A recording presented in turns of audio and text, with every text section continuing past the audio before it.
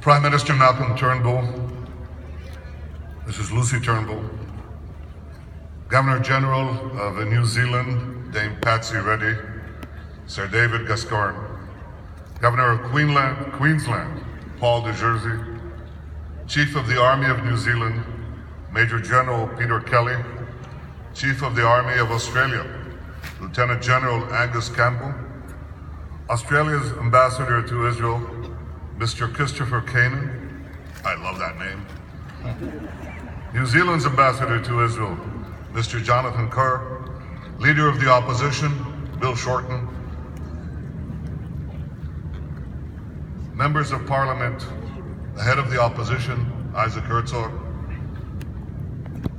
Members of my government, Minister Miri Regev, Minister Ayub Kara, the Mayor of Beersheba, then a village of a few huts, today 250,000 people, within a decade, 500,000 people. Thank you, Anzac soldiers.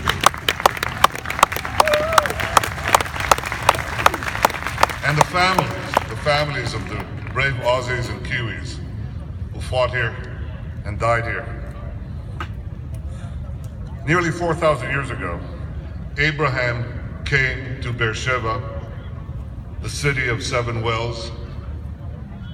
Exactly 100 years ago, brave Anzac soldiers liberated Beersheba for the sons and daughters of Abraham and opened the gateway for the Jewish people to re-enter the stage of history.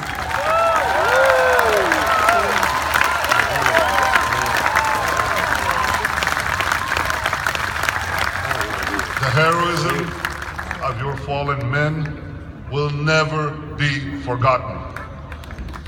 The brave soldiers who are buried here played a crucial role in defeating the Ottoman Empire, liberating the Holy Land, ending 400 years of Ottoman rule in one great dash.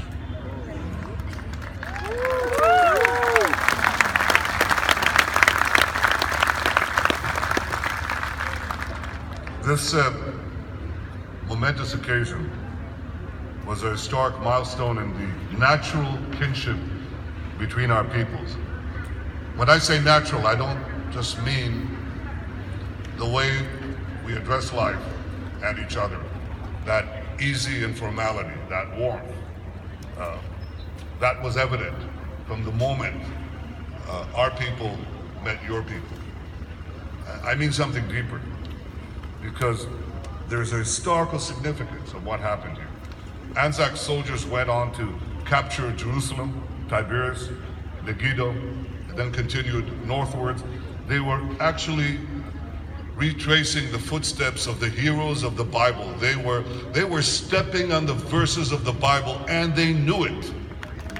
And their clergy spoke it so movingly a moment ago. They knew it too. And this partnership began 2 years earlier, in 1915, with a great defeat. In the defeat of Gallipoli, two things were forged. One, the absolute resolve of the Anzac forces to redeem their fallen brethren and establish this glorious victory here. And the second thing that was forged was the first meeting between Anzac fighters and Jewish fighters. The first Jewish fighters who stood shoulder to shoulder with them in Gallipoli, the first Jewish fighting force in 2,000 years. And that continued here with the Jewish Legion that helped liberate Palestine here in this campaign that we mark today.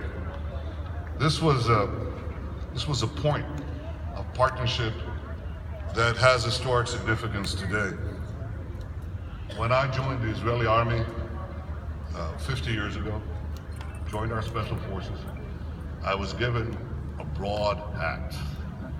It was called an Australian hat. It was very good to shield ourselves from the sun. We also sat next to eucalyptus trees that came from Australia. And we learned about the ethos of courage of Australian and New Zealand soldiers. We talked about it. We drank it in. It stood as a shining example for us. It was an example of the spirit of fortitude and courage and the willingness to act in the defense of our people and our values. These are the values that guide us today as well. We saw here in Beersheba 800 cavalry go against 4,000 embedded Turks with machine guns, with bunkers. The few won against the many. That's the spirit of the army of Israel. It stands today. We set out a simple policy. We seek peace with all our neighbors, but we will not tolerate any attacks on our sovereignty, on our people, on our land, whether from the air, from the sea, from the ground, or below the ground. We attack those who seek to attack us. And those who contemplate that, I strongly advise you, do not test the will of the state of Israel or the army of Israel.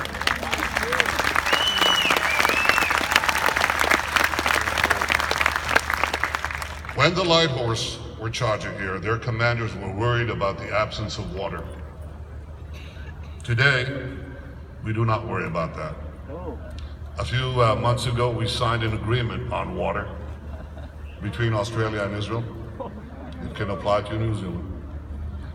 We can make water. We can change the world. What we established here with the rise of Israel, the rise of technology, the rise of ingenuity, is that we can cooperate to better the lives of our peoples and of all people everywhere. That too, we should remember at the Battle of Beersheba. I believe that those soldiers who fell here would be proud of the deep and enduring alliance between our countries today. As then, today we stand on the same side of history, on the right side of history. We stand for progress, we stand for peace, we stand for democracy, we stand against tyranny and terror. Israel salutes the sacrifice of these brave soldiers. We will never forget them. We will forever honor and treasure their memory. Thank you.